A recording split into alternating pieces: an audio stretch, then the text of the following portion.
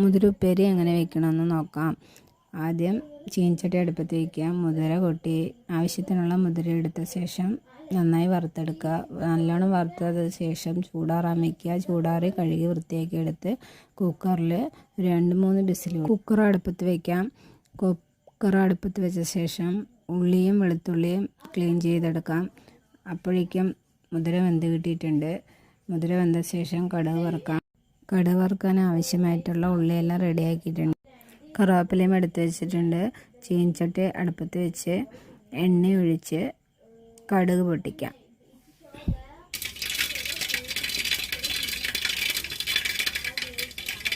കടുക് പൊട്ടിയ ശേഷം വെളുത്തുള്ളി ചേർത്ത് കൊടുക്കാം.